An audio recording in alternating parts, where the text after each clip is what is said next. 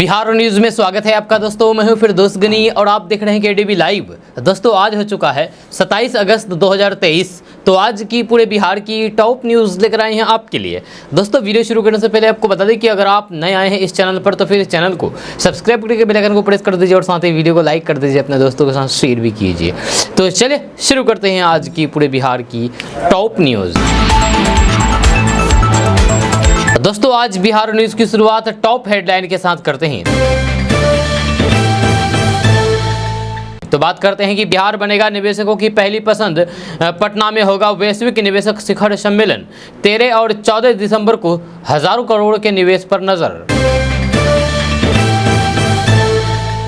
विदेश घूमना होगा आसान, सरकार दे रही है ई पासपोर्ट की सुविधा। आगे आपको बताएंगे इस वीडियो में इसके बारे में विस्तार से।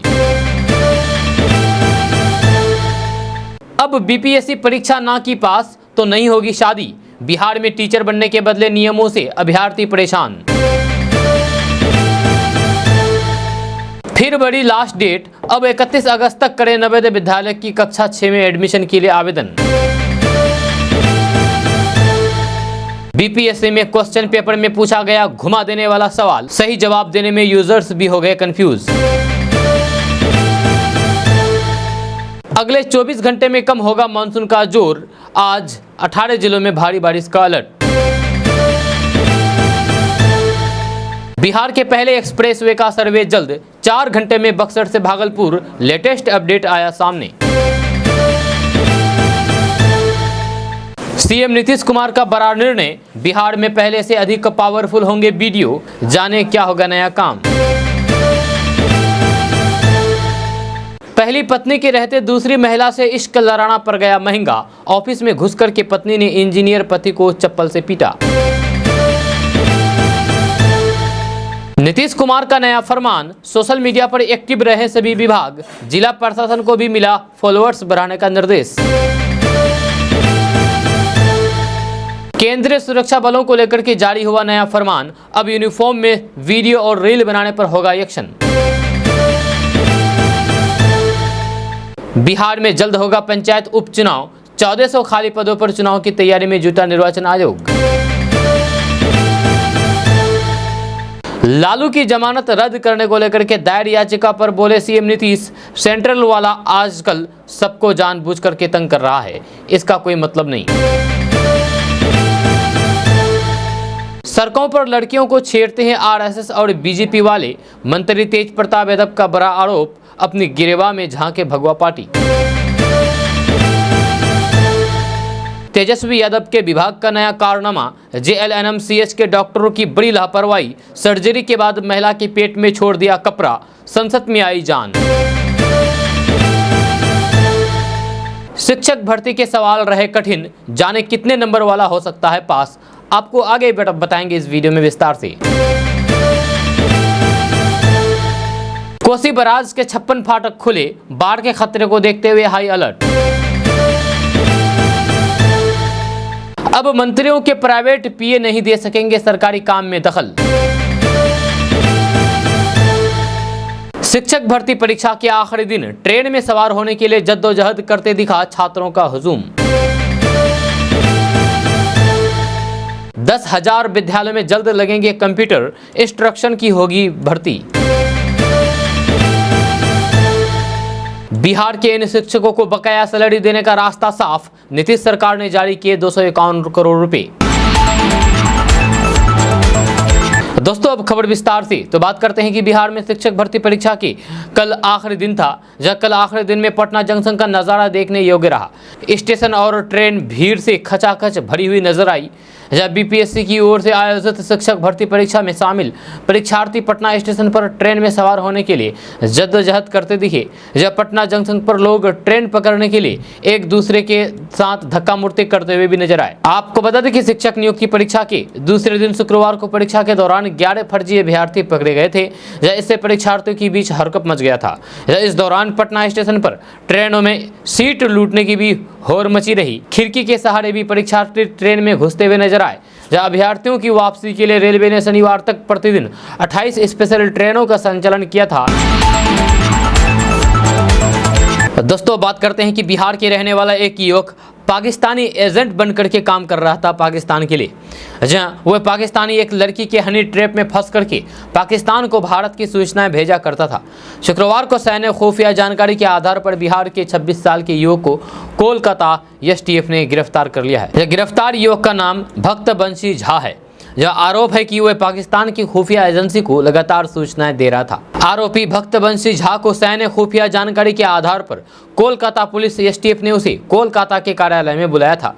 उसे पाकिस्तान को गुप्त सूचना भेजने के बारे में पूछताछ की गई। पूछताछ के दौरान भक्तबंशी झा के मोबाइल फोन से ऑनलाइन चैट, फोटो और वीडियोग्राफ सहित कई अहम जानकारियां हासिल हुई।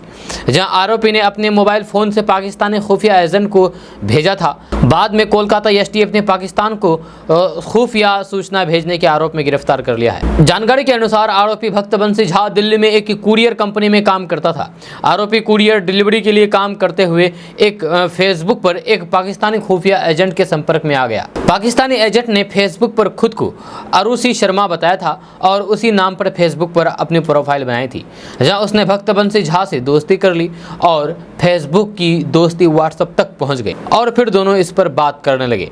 जहां पाकिस्तानी एजेंट भारतीय मोबाइल नंबर का इस्तेमाल करती थी और वह उससे व्हाट्सएप पर तरह तरह की बात करती थी। पाकिस्तानी एजेंट ने दिखाया कि उससे उसकी दोस्ती हो गई और फिर प्यार हो गया। जहां उसके बाद दोनों ही वीडियो और फिर ऑडियो पर अश्लील बातें किया करते थे। पाकिस्तानी खुफिया एजेंट ने आरोपी को बताया कि उसकी बहन एक पत्रकार है जो डिफेंस कवर करती है और फिर एक मीडिया हाउस में काम करती थी। जब उसने उसे नेट कैमरा डाउनलोड करने के लिए कहा जिसके माध्यम से वे तस्वीरों को लेता था और उसे उसके लोकेशन के साथ टैग करके भेजा करता था। दोस्तों बात करते हैं कि किसान पारंपरिक फसलों से अलग कम लागत में जबरदस्त फायदा देने वाली फसलों की खेती की ओर रुख कर रहा है। जहाँ गेंदे का फूल भी कुछ इसी प्रकार की फसल है। जब बिहार सरकार ने इसकी खेती करने वाले किसानों को 70% सब्सिडी देने का निर्णय लिया है।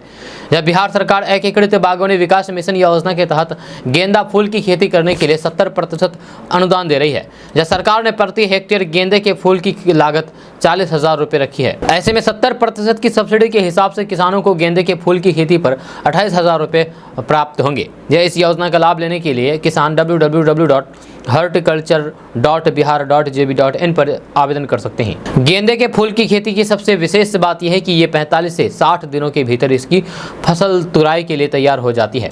जहाँ इसके अतिरिक्त यानी कि इसके अलावा इसे 12 पौधा भी माना जाता है। जहाँ साल भर में किसान 3 बार इसकी खेती कर सकते हैं। इसके अलावा हर शुभ त्योहारों में इस्तेमाल होने के कारण इसकी मांग भी बनी रहती है। जहाँ विशेषज्ञों के मुताबिक 1 एकड़ में गेंदे की खेती में सिंचाई, गुड़ाई एवं निराई के साथ लगभग 40,000 की लागत में 2 से 4 लाख रुपए तक फायदा कमा सकते हैं। ऐसे में लघु और फिर सीमांत किसानों के लिए पारंपरिक फसलों के मुकाबले शानदार विकल्प साबित हो सकता है। जब गेंदे के फूल की पंक्तियों में औषधीय गुण समाहित होते हैं, ऐसे में इसे पशुओं के द्वारा खराब भी नहीं किया जाता है। दोस्तों बात करते हैं कि बिहार लोक सेवा आयोग की ओर से आयोजित शिक्षक भर्ती परीक्षा के तीसरी और अंतिम दिन की पहली पाली की परीक्षा सुबह 10 बजे से 12 बजे तक हुई। जब परीक्षा समाप्त होने के बाद शिक्षक अभ्यर्थियों ने बीपीएससी पर ही सवाल उठा दिए हैं। अभ्यर्थियों ने एक न्यूज चैनल से बातचीत करने के दौरान कहा कि जो तैयारी थी उसे तैयारी से अलग सवाल पूछे गए हैं। जहाँ उनका कहना है कि प्रश्न पत्र देख करके लगा ही नहीं कि 9वीं और 10वीं के अभ्यर्थियों के लिए सवाल है। जहाँ एक शिक्षक अभ्यर्थी ने कहा है कि सवाल में कोई दम नहीं। जहाँ शिक्षक बहाली के लिए एग्जाम लिया जा रहा है लेकिन ये एग्जाम शिक्षक बहाली के लिए नहीं है। जब बीपीएससी की तरफ से ये एग्जाम लिया जा रहा है तो फिर उम्मीद थी कि स्टैंडर्ड्स सवाल पूछे जाएंगे, लेकिन सिलेबस से बाहर और एकदम आसान प्रश्न पूछा गया। वहीं पर एक और शिक्षक अभ्यर्थी ने कहा है कि एनसीईआरटी का जो सिलेबस था उसमें से सवाल नहीं पूछा गया है। जब ग्रामर और लेक्चरर का सवाल होना चाहिए था लेकिन सवाल अलग अलग था। सवाल बनाने में कोई परेशानी नहीं हुई लेकिन जो तैयारी थी उससे हट करके सवाल दिया गया। जहाँ हमने अपनी बुद्धि और फिर विवेक से सवाल को सॉल्व किया। वहीं पर एक और शिक्षक अभ्यर्थी ने कहा है कि लग ही नहीं रहा था कि बीपीएससी परीक्षा ले रहा है। जब मैंने तो जिस तरीके से सवाल को सोच करके तैयारी की थी उससे बिल्कुल भी आसान प्रश्न पूछे गए। जहाँ लेक्चरर की परीक्षा थी लेकिन एक भी सवाल उसका नहीं था। ऐसा लग रहा है कि जबरदस्ती पास कराने की कोशिश की गई है। वहीं एक शिक्षक अभ्यर्थी ने कहा है कि एनसीईआरटी से सवाल पूछे जाने को कहा गया था लेकिन इसका फॉलो नहीं किया गया। ग्रामर का प्रश्न पत्र अच्छा था लेकिन लेक्चरर के प्रश्न में एक जगह भी इंग्लिश इंग्लिश को टच नहीं किया गया। जो शिक्षक का सिलेबस है उससे बाहर का सवाल पूछा गया है और इस एग्ज़ाम को देने के बाद ही पता नहीं चला कि हम शिक्षक का एग्ज़ाम दे रहे हैं। दोस्तों बात करते हैं कि बिहार में कोसी नदी के जल अधिग्रहण क्षेत्र में एक बार फिर से हो रही लगातार बारिश के कारण इसका असर नदी के जलस्तर पर भी दिखने लगा है। जब कोसी बराज से पानी का डिस्चार्ज एक बार फिर से 4 लाख क्यूसेक से अधिक हो गया है। इस बीच कोसी बराज के सभी 56 फाटक खोल दिए गए हैं। वहीं कल रात 10 बजे से 12 बजे तक कोसी बराज के 4,14,160 क्यूसेक पानी का लगातार डिस्चार्ज किया गया। राहत की बात यह है कि नेपाल के बराज क्षेत्र से पानी डिस्चार्ज में कुछ कमी आई है, लेकिन अब भी यह आंकड़ा 2 लाख क्यूसेक से ज्यादा है। इस बीच कोसी के पूर्व पश्चिमी तटबंध के बीच निचले इलाकों में रहने वाले लोगों को प्रशासन द्वारा अलर्ट जारी किया जा रहा है, जहां संबंधित अधिकारी और फिर कर्मियों को भी अलर्ट कर दिया गया है। दोस्तों बात करते हैं कि उप मुख्यमंत्री तेजस्वी प्रसाद यादव ने सवाल किया है कि भाजपा की केंद्र सरकार बिहार के जाति आधारित सर्वे से इतना घबराई हुई क्यों है। जहां उन्होंने आरोप लगाया है कि ये लोग खुल करके कोर्ट में वैज्ञानिक तरीके से जुटाए जा रहे विश्वसनीय जाति आधारित सर्वे का विरोध कर रहे हैं। जारी बयान में तेजस्वी यादव ने सवाल किया है कि क्या जाति आधारित सामाजिक आर्थिक पिछड़ेपन और गरीबी को हटा करके वंचित अपेक्षित जरूरतमंद वर्गों का समावेशी विकास बीजेपी की संवैधानिक प्राथमिकता नहीं है। उन्होंने कहा है कि केंद्र सरकार सभी जाति वर्गों के वैज्ञानिक और वास्तविक सामाजिक आर्थिक आंकड़ों की उपलब्धता से इसलिए डरी हुई है क्योंकि पूंजीपतियों की बजाय इससे सभी वर्गों के गरीब एवं वंचितों के कल्याणार्थ विकास नीति को आकार दिया जा सकेगा। जब उन्होंने सवाल किया और आरोप लगाया है कि क्या केंद्र सरकार सुप्रीम कोर्ट में बिहार सरकार के जातीय आधारित सर्वे का विरोध पीएम के कहने से ही कर रही है। ग्रामीण विकास मंत्री श्रवण कुमार ने कहा है कि शराबबंदी लागू करके मुख्यमंत्री नीतीश कुमार ने क्रांतिकारी कदम उठाया है। जब समाज सुधार की दिशा में शराबबंदी से बेहतर कोई निर्णय नहीं हो सकता है। जेडीयू कार्यालय में जन सुनवाई के बाद पूर्व मुख्यमंत्री जीतन राम मांझी के बयान पर प्रतिक्रिया देते हुए उन्होंने ये बातें कही है। उन्होंने कहा है कि मांझी जब सरकार में थे तब उन्होंने कभी भी शराबबंदी के खिलाफ कोई बात नहीं की। अब वे सरकार से बाहर हैं तो फिर उन्हें शराबबंदी कानून में खामियां दिखाई दे रही है। उन्होंने कहा कि पिछले 3 सालों से भारत सरकार द्वारा आवास योजना का एक भी लक्ष्य बिहार को प्राप्त नहीं हुआ है। दोस्तों बात करते हैं कि बिहार के स्वास्थ्य व्यवस्था की बदहाली की खबरें आए दिन सुर्खियों में बनी रहती है। जब बिहार के अलग अलग अस्पतालों से कुव्यवस्था की तस्वीरें लगातार सामने आती रहती है। जब बिहार के स्वास्थ्य मंत्री तेजस्वी यादव बिहार के लोगों को वर्ल्ड क्लास स्वास्थ्य सेवा उपलब्ध कराने का दावा करते तो हैं, लेकिन उनके दावों की हकीकत क्या है ये हर कोई जान रहा है। जहाँ अब भागलपुर में तेजस्वी यादव के विभाग का नया कारनामा सामने आया है। दरअसल पूर्वी बिहार के सबसे बड़े अस्पताल जवाहरलाल नेहरू चिकित्सा महाविद्यालय अस्पताल मायागंज से डॉक्टरों की जानलेवा करतूत सामने आई है। यहां महिला की सर्जरी करने के बाद डॉक्टर ने उसके पेट के अंदर कपड़ा छोड़ दिया, जिसके कारण महिला की आंत फट गई। जहां पीड़ित प्रियंका कुमारी को प्रसव के लिए 19 फरवरी को मायागंज अस्पताल में भर्ती कराया गया था, जहां सिजेरियन से उसने बेटे को जन्म दिया था। जहां उसका इलाज डॉक्टर अर्चना झा के यूनिट 3 में हुआ था और 26 फरवरी को उसे अस्पताल से छुट्टी मिल गई थी। प्रियंका पेट दर्द की शिकायत से परेशान रहती थी और उसकी परेशानी कम होने का नाम नहीं ले रही थी, जिसके बाद परिवार वाले एक बार फिर से उसे 15 अप्रैल को महिला अस्पताल में भर्ती कराया, जहां मामूली ड्रेसिंग करके उसे छुट्टी दे दी गई। लेकिन जांच में अस्पताल के डॉक्टर को बीमारी पकड़ में नहीं आई। 4 महीने बाद जब महिला के पति चंदन कुमार ने उसे निजी नर्सिंग होम में इलाज कराने के लिए भर्ती कराया तो फिर अल्ट्रासाउंड में चौंकाने वाली बात सामने आई है। निजी अस्पताल के डॉक्टरों ने बताया है कि प्रसव के दौरान ऑपरेशन में महिला के पेट में कपड़ा छोड़ दिया गया था। निजी नर्सिंग होम में दोबारा ऑपरेशन करके उस गोले को निकाला गया, लेकिन कपड़े की वजह से महिला की आंत फट चुकी थी। डॉक्टरों की इतनी बड़ी लापरवाही की वजह से महिला की जान भी जा सकती थी, लेकिन सही समय रहते हुए महिला का दोबारा ऑपरेशन करके उसके पेट से कपड़े को निकाल दिया गया है। दोस्तों बात करते हैं कि चर्चित चारा घोटाला केस में सजायाफ्ता आरजेडी सुप्रीमो लालू प्रसाद यादव की जमानत को रद्द करने के लिए सीबीआई ने सुप्रीम कोर्ट में याचिका दाखिल की है। जब शुक्रवार को शीर्ष अदालत यानी कि सुप्रीम कोर्ट ने सीबीआई की याचिका पर सुनवाई की। अदालत में दोनों पक्षों की दलील को सुनने के बाद कोर्ट में इस मामले की सुनवाई के लिए 17 अक्टूबर की तिथि निर्धारित की है। अब लालू की बेल जारी रहेगी या फिर उन्हें जेल जाना होगा, इस पर 17 अक्टूबर को सुनवाई होगी। दरअसल आरजेडी सुप्रीमो लालू प्रसाद यादव चर्चित चारा घोटाले के 5 मामलों में दोषी पाए गए हैं, जहां डोरांडा कोषागार से 139 करोड़ 50 लाख रुपए की अवैध निकासी से जुड़े हुए मामले में कोर्ट ने उन्हें 5 साल की सजा सुनाई थी। सजा की आधी अवधि पूरा होने के बाद लालू प्रसाद यादव की बीमारी को ध्यान में रखते हुए झारखंड हाईकोर्ट ने लालू को बेल दे दी थी। जहां बेल मिलने के बाद लालू ने सिंगापुर जाकर के अपना किडनी ट्रांसप्लांट करवाया था।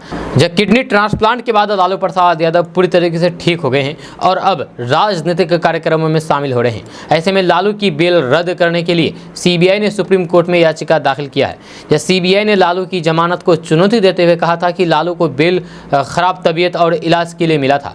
अब लालू पूरी तरीके से स्वस्थ हैं, लिहाजा उनको सजा पूरी करने के लिए जेल जाना चाहिए। सीबीआई की याचिका के जवाब में लालू प्रसाद यादव ने सुप्रीम कोर्ट में हल्फनामा दायर किया है, जिस पर शुक्रवार को सुनवाई हुई। कोर्ट में सुनवाई के दौरान लालू प्रसाद यादव के वकील ने कहा कि लालू का स्वास्थ्य ठीक नहीं है, जहां उन्होंने हाल ही में किडनी ट्रांसप्लांट करवाया है, जिस पर सीबीआई ने लालू प्रसाद की वकील की इस दलील का विरोध किया है। जहां दोनों पक्षों की दलील को सुनने के बाद कोर्ट ने सुनवाई की अगली तारीख 17 अक्टूबर निर्धारित की है। अब 17 अक्टूबर को कोर्ट यह फैसला लेगा कि लालू की बेल बरकरार रहेगी या उन्हें वापस से जेल जाना पड़ेगा। दोस्तों बात करते हैं कि बिहार के करीब 10,000 माध्यमिक और मध्य विद्यालयों में जल्द ही कंप्यूटर लगा दिए जाएंगे। इसे सुनिश्चित करने की जिम्मेदारी शिक्षा विभाग के अपर मुख्य सचिव के पाठक ने जिला शिक्षा पदाधिकारी को दी है। जब माध्यमिक विद्यालय में 20 और मध्य विद्यालय में 10-10 कंप्यूटर का लैब बनाया जाएगा, ताकि छात्र छात्राओं को कंप्यूटर की शिक्षा सुगमता से दिलाई जा सके। इस संबंध में शुक्रवार को के पाठक ने सभी डीईओ को दिशा निर्देश जारी कर दिया है। दोस्तों बात करते हैं कि बिहार के यूनिवर्सिटी और फिर कॉलेजों में शिक्षकों एवं अन्य कर्मचारियों का अटका हुआ वेतन अब जल्द ही मिल जाएगा। नीतीश सरकार ने शिक्षक एवं अन्य स्टाफ की सैलरी के लिए विश्वविद्यालयों को अनुदान के तौर पर 251 करोड़ रुपए जारी कर दिए हैं। एक अनुदान से विश्वविद्यालय अपने कर्मचारियों को बीते 2 महीने से बकाया वेतन का भुगतान करेंगे। शिक्षा विभाग की ओर से शुक्रवार देर शाम अनुदान राशि जारी की गई है। विभाग की डायरेक्टर रेखा कुमारी ने अपने पत्र में कहा कि विश्वविद्यालयों के कर्मचारियों के लिए वित्तीय वर्ष 2023-24 के लिए 1132 करोड़ रुपए का अनुदान मंजूर हुआ है। शिक्षा विभाग आने वाले महीनों में बाकी का अनुदान भी समय समय पर जारी करेगा। पाटलिपुत्र विश्वविद्यालय को 2 महीने के लिए सबसे अधिक 38 करोड़ रुपए का आवंटन मिला है।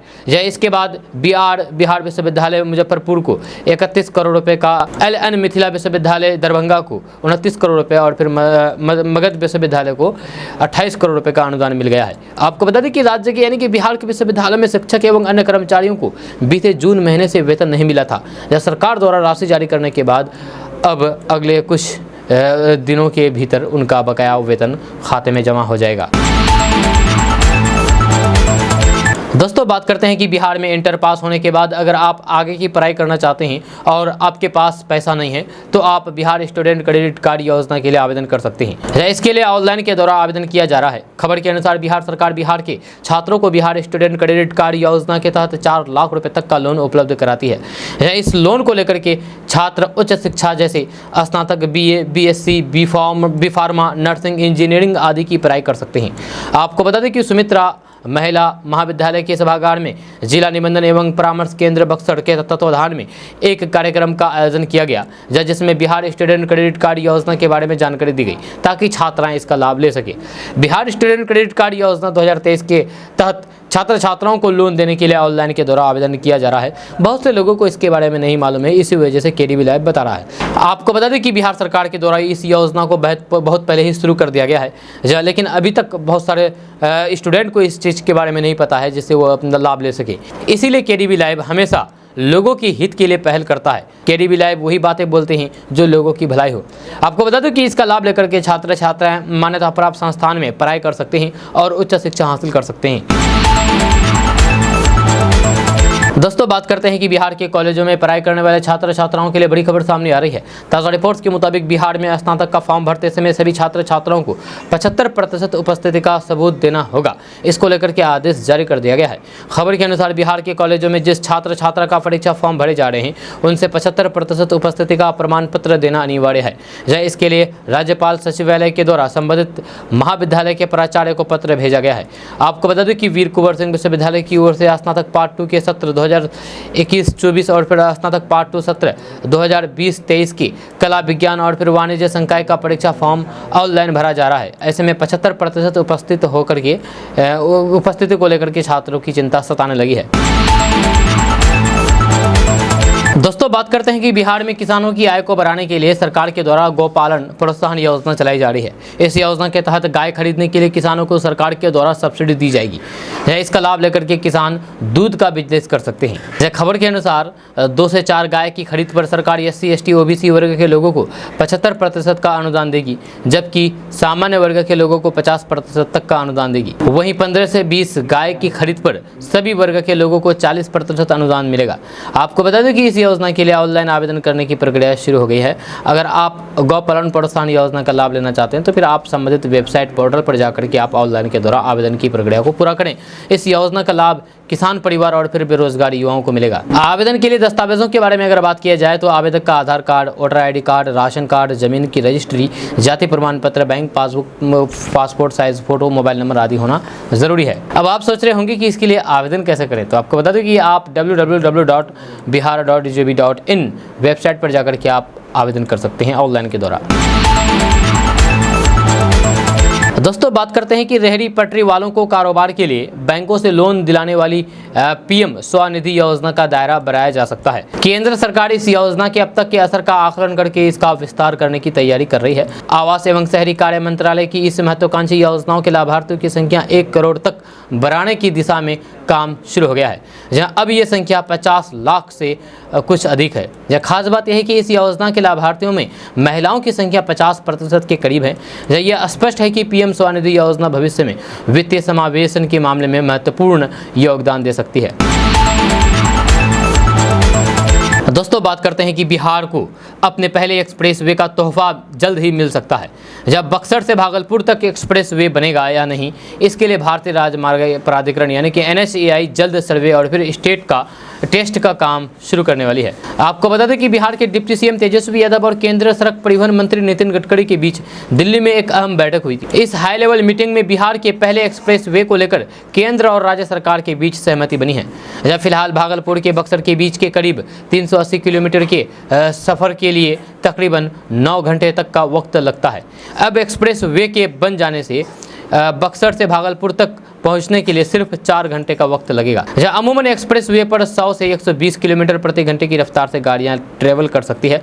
अब बक्सर भागलपुर एक्सप्रेसवे बन जाने के बाद दिल्ली से बिहार के कई शहर कनेक्ट होंगे। इतना ही नहीं, दूसरे राज्यों से गाजीपुर या फिर लखनऊ के रास्ते बिहार जाने वाले लोगों को गाजीपुर क्रॉस करने के बाद बिहार के बड़े एरिया के लोकल ट्रैफिक को झेलने से बच जाएंगे। अगर मंत्रालय की मंजूरी मिल जाती है तो फिर पूर्वांचल एक्सप्रेसवे को बक्सर भागलपुर एक्सप्रेसवे से कनेक्ट कर दिया जाएगा। दोस्तों बात करते हैं कि बिहार में रहने वाले लोगों के लिए बड़ी खबर सामने आ रही है। ताज़ा रिपोर्ट्स के मुताबिक बिहार सरकार के आदेश के बाद बिहार के 20 जिलों में जमीन सर्वे का काम तेजी से किया जा रहा है, जहां बहुत जल्द अन्य जिलों में भी जमीन सर्वे का काम पूरा किया जाएगा।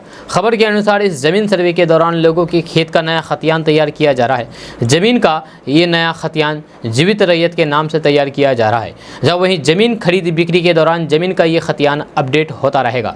आपको बता दें कि बिहार में जमीन का खतियान जमीन बिक्री के बाद भी अपडेट नहीं होता है, जिससे भविष्य में जमीन फर्जीवाड़े की संभावना बनी रहती है। लेकिन नई व्यवस्था के तहत अब लोगों के खेत का खतियान जमीन की खरीद बिक्री के बाद नए रैयत का नाम अपडेट होगा। अब आप सोच रहे होंगे कि आखिर ये जो जमीन सर्वे किया जा रहा है तो इससे आखिर लाभ क्या होगा, इससे फायदा क्या होगा। तो आपको बता दूं कि जमीन का खतियान जीवित रैयत के नाम से होगा जमीन सर्वे करने के बाद। यही नहीं, जमीन का नया नक्शा भी तैयार हो जाएगा। जमीन खरीद बिक्री के बाद खतियान अपडेट होगा। जमीन से संबंधित विवाद भी खत्म होगा। जमीन के सभी कागज ऑनलाइन उपलब्ध हो जाएंगे। ये सारे फायदे होंगे जमीन सर्वे कराने से। दोस्तों बात करते हैं कि बिहार में उद्योग एवं रोजगार को बढ़ावा देने की दिशा में इस साल के अंत में पटना वैश्विक निवेशक शिखर सम्मेलन का आयोजन होगा। बिहार को एक प्रमुख निवेश केंद्र में बदलने का लक्ष्य रखते हुए पटना में 13 और 14 दिसंबर को ज्ञान भवन में ये आयोजन होगा। वैश्विक निवेशक शिखर सम्मेलन भारत के साथ ही विश्व की कई प्रमुख कंपनियों के शामिल होने की संभावना है, जो बिहार में निवेश के अलग अलग द्वार खोलेंगे। जहाँ उद्योग मंत्री समीर कुमार महासेठ के अनुसार निवेश के मामले में बिहार जैसे राज्य पीछे छूट गए हैं। मौजूदा समय में देश में निवेश कुछ राज्यों तक केंद्रित हो गए हैं, जहाँ देश में अधिकांश निवेश उन्हीं 7 या फिर 8 प्रमुख राज्यों में समाप्त होता है। ऐसे में बिहार का लक्ष्य राज्यों को एक प्रमुख निवेश केंद्र बनाना है। इसके लिए देश के साथ ही दुनिया भर से निवेशकों को आमंत्रित किया जाएगा। दोस्तों बात करते हैं कि विदेश यात्रा करने वाले लोगों के लिए अच्छी खबर सामने आ रही है। भारत जल्द ही पासपोर्ट सेवा कार्यक्रम का दूसरा चरण शुरू करेगा, जहाँ इसमें नए और उन्नत ई पासपोर्ट शामिल होंगे। जहाँ ई पासपोर्ट विदेश यात्रा को सरल और आसान बना देगा, साथ ही पहचान की चोरी से भी सुरक्षा प्रदान करेगा। जब विदेश मंत्री एस जयशंकर ने पासपोर्ट सेवा दिवस के मौके पर यह घोषणा की है। उन्होंने कहा है कि हम नए और बेहतर ई पासपोर्ट के साथ पासपोर्ट सेवा कार्यक्रम संस्करण 2.0 शुरू करेंगे। नागरिकों के लिए जीवन जीने में आसानी को बढ़ाने के प्रधानमंत्री के दृष्टिकोण के अनुरूप ये पहला सुगमता की शुरुआत का प्रतीक होगी। ई डिजिटल इकोसिस्टम का उपयोग करने वाले नागरिकों के लिए उन्नत पासपोर्ट सेवाएं, कृत्रिम बुद्धिमत्ता द्वारा संचालित सेवाएं और भी कई सारे सेवाएं उपलब्ध होंगी। दोस्तों बात करते हैं कि बिहार के सासाराम में बीपीएससी के शिक्षक भर्ती परीक्षा केंद्र में ज़्यादातर अभ्यर्थी एक खास उम्मीद लेकर के आए हैं। उनका कहना था कि इस बार शिक्षक बन जाएंगे तो फिर उनकी शादी जरूर हो जाएगी। अभ्यर्थियों का कहना था कि पहले बीएड की परीक्षा पास की, इसके बाद एसटीटी तथा सीटीईटी की परीक्षा पास की। बीएड की परीक्षा पास करते समय उम्मीद थी कि सरकार हम लोगों को नौकरी दे देगी, लेकिन बाद में सीटीईटी की परीक्षा आ गई। जब अभ्यर्थियों ने इस परीक्षा को भी पास किया, इसके बाद भी जब शिक्षक बनने का सपना नहीं पूरा हुआ तो अब सरकार बीपीएससी से परीक्षा लेने लगी। अभ्यर्थियों ने बताया है कि सीटीईटी पास करने के बाद कई लोगों की तो शादी तय हो गई थी। अचानक सब सरकार ने बीपीएससी का नया पैटर्न लागू कर दिया तो फिर कई शादियां टूट गई। शादी के लिए अगुआ भड़क गए, यहाँ तक कि उन लोगों का उम्र भी हो गई। कई अभ्यर्थियों के अब तो बाल भी सफेद हो गए हैं। साथ ही अभ्यर्थियों का यह भी कहना है कि अब उम्मीद है कि इस बार बीपीएससी वाली परीक्षा पास करेंगे तो फिर जरूर शिक्षक बनेंगे, शादी हो सकेगी। कई अभ्यर्थियों ने बताया है कि कम से कम प्राथमिक शिक्षकों को बीएड तथा सीटीईटी एसटीईटी के बाद बहाली ले जाना चाहिए थी। इन लोगों को उम्मीद है कि इस बार में बीपीएससी वाली भी परीक्षा पास करेंगे और शादी का सपना भी पूरा होगा। दोस्तों बात करते हैं कि नवोदय विद्यालय समिति ने कक्षा 6 में दाखिला के लिए ऑनलाइन आवेदन की अंतिम तिथि को एक बार फिर से आगे बढ़ा दिया है। इसके तहत अब पेरेंट्स 31 अगस्त 2023 तक इस कक्षा में प्रवेश के लिए आवेदन कर सकते हैं। अब ऐसे में जो भी इच्छुक अभिभावक किसी कारणवश अपने बच्चों का एडमिशन फॉर्म नहीं भर पाए थे, वह अब ऐसा कर सकते हैं। इसके लिए उन्हें एनवीएस की आधिकारिक वेबसाइट navodaya.gov.in पर जाकर के आवेदन करना होगा। आपको बता दें कि जवाहर नवोदय विद्यालय में शैक्षणिक सत्र 2024-25 में कक्षा 6 में दाखिला के लिए आवेदन करने की लास्ट डेट पहले 10 अगस्त थी, जिसे बढ़ा करके 17 अगस्त किया गया है। इसके बाद एनवीएस ने इसे आगे बढ़ा करके 25 अगस्त किया था। जब वहीं अब एक बार फिर से आवेदन करने की अंतिम तिथि को 31 अगस्त 2023 के लिए बढ़ा दिया गया है। अब इस मौके को इच्छुक अभिभावक का हाथ से ना जाने दे और फटाफट आवेदन की प्रक्रिया को पूरा करें। एनवीएस ने कहा है कि आवेदन करने के बाद भी करेक्शन विंडो खुली रहेगी। इसके मुताबिक 31 अगस्त 2023 को ऑनलाइन आवेदन की अंतिम तिथि बीतने के बाद 2 सितंबर तक अभिभावक अपने बच्चों के प्रवेश फॉर्म में आवश्यक बदलाव कर सकेंगे। दोस्तों बात करते हैं कि बिहार में अब प्रखंड स्तर पर सभी विभागों के अधिकारियों को मिलकर के एक समन्वय समिति बनाने का फैसला लिया गया है, जिसमें प्रखंड के बीडीओ को समिति का सदस्य सचिव बनाने के साथ ही कई अधिकार भी दिए हैं। इसको लेकर के बिहार सरकार की तरफ से आदेश जारी कर दिया गया है।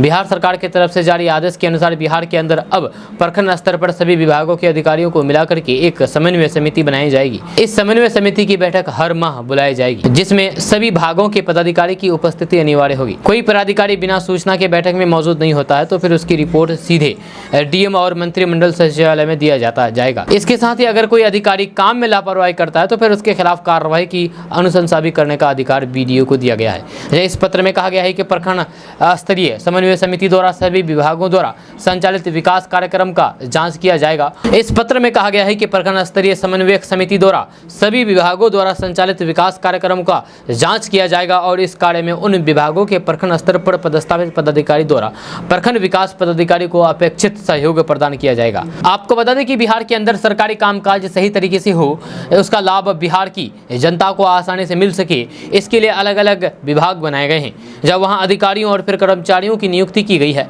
लेकिन इन विभागों के अधिकारियों और कर्मचारियों के बीच आपसी तालमेल सही से नहीं होने के कारण काम में अनावश्यकता देरी हो रही है। ऐसे में अब सरकार ये बड़ा कदम उठाया है ताकि इनके बीच आपसी तालमेल में बढ़ोतरी हो सके। दोस्तों बात करते हैं कि पहली पत्नी के रहते हुए दूसरी महिला से इश्क करने की सजा एक इंजीनियर को मिली। दूसरी महिला के साथ अवैध संबंध का आरोप लगाते हुए पत्नी ने ऑफिस में घुसकर के अपने इंजीनियर पति की जमकर के धुनाई कर दी। मामला बिहार के औरंगाबाद जिला के अभियंत्रण संग्रहण कार्य प्रमंडल के कार्यपालक अभियंता से जुड़ा हुआ है, जहां अपने परिवार वाले के साथ पीड़ित पत्नी दफ्तर पहुंच गए, जहां घंटों हाई वोल्टेज ड्रामा हुआ। जब महिला के परिवार वालों ने ऑफिस से भाग रहे इंजीनियर को पकड़ लिया, जिसके बाद पत्नी ने चप्पल से इंजीनियर पति की पिटाई कर दी। जब इंजीनियर की पिटाई होता देख करके कार्यालय के बाहर लोगों की भारी भीड़ उमड़ पड़ी। इंजीनियर साहब को पत्नी से पीटता देख करके लोग भी हैरान रह गए। काफी देर बाद लोगों को पूरा माजरा का पता चला। इस दौरान पत्नी मोबाइल छीनने की कोशिश कर रही थी, लेकिन इंजीनियर ने मोबाइल छीनने से रोकने लगे और फिर मौका पाकर के फरार हो गए। जिसके बाद कार्यपालक अभियंता की पत्नी और बेटी समाहरणालय पहुंची और फिर जहां एसपी ऑफिस में आवेदन दिया। एसपी को दिए गए आवेदन में यह बताया गया है कि कार्यपालक अभियंता का दूसरा महिला के साथ अफेयर है, जिसके चक्कर में उसने पत्नी और बेटी को खर्चा पानी देना बंद कर दिया है। इंजीनियर पति सारा पैसा अपनी दूसरी महिला पर बहा रही है। जहां पति को महिला ने बार बार समझाया, लेकिन वे मानने को तैयार नहीं थे। जहां उनके इस रवैये से परेशान होकर के पत्नी और उसके बच्चे उनके दफ्तर पहुंच गए, जहां इंजीनियर पति की चप्पल से पिटाई कर दी। दोस्तों बात करते हैं कि चारा घोटाले में सजा याफ्ता आरजेडी सुप्रीमो लालू प्रसाद यादव के बेल को रद्द करने के लिए सीबीआई ने सुप्रीम कोर्ट में याचिका दाखिल की है। सीबीआई ने कोर्ट में दलील दी है कि लालू प्रसाद यादव पूरी तरीके से ठीक है और बैडमिंटन खेलते हैं, जहां ऐसे में उन्हें जेल भेज दिया जाना चाहिए। कोर्ट में सीबीआई की इस दलील के बाद लालू की जमानत को लेकर के सियासत तेज हो गई है। तेजस्वी यादव ने कहा है कि ये कोर्ट का मामला है और फिर कोर्ट के मामले का जवाब कोर्ट में ही दिया जाता है। कोई जब इलाज करा करके आता है तो उसे बहुत सी चीजों का परहेज करना होता है। वह बैडमिंटन जो खेल रहे हैं वे प्रॉपर तरीके से थोड़ी ना खेल रहे थे, वे तो एक आध शॉट मार करके देखे थे। जैसा थोड़ी ना होता है कि जो भी लोग बीमार है उन्हें अस्पताल में डाल दिया जाएगा और बीमार व्यक्ति कुछ कर ही नहीं सकता। जब खाना उठना बैठना लोगों से मिलना जुलना मीटिंग करना कोई गलत बात है क्या? वहीं आरजेडी को सरकार की तरफ से ऑफिस के लिए मिली जमीन पर तेजस्वी यादव ने कहा है कि बिहार के सभी राजनीतिक दलों के ऑफिस के लिए अधिक जगह पहले से मिला हुआ है और फिर सबसे कम जगह राष्ट्रीय जनता दल के पास था। दोस्तों बात करते हैं कि बिहार सरकार अपने विभाग और फिर जिला प्रशासन को सोशल मीडिया पर एक्टिव रहने का नया फरमान जारी किया है। जहाँ इतना ही नहीं, सरकार इन विभागों को जिलों के सोशल मीडिया अकाउंट्स पर फॉलोअर्स की संख्या बढ़ाने का निर्देश जारी किया है। इस संबंध में अधिकारियों को ये जानकारी दे दी गई है। इसको लेकर के सूचना और जनसंपर्क विभाग ने सोशल मीडिया पर कम सक्रियता को लेकर के कई जिला प्रशासन से स्पष्टीकरण मांगने का फैसला किया है। जहाँ इसी के तहत सरकार के तरफ से आदेश जारी कर दिया गया है। मिली जानकारी के अनुसार कैमूर, सहरसा, औरंगाबाद, सीतामढ़ी, नालंदा, खगड़िया, रोहतास, सुपौल, भोजपुर, कटिहार और मधेपुरा प्रशासन ने जुलाई में कोई फेसबुक लाइव सत्र आयोजित नहीं किया है। इतना ही नहीं, अगस्त में फेसबुक लाइव सत्र आयोजित करने में विफल रहने वाले सभी जिलाधिकारियों से स्पष्टीकरण मांगने की बात कही गई है।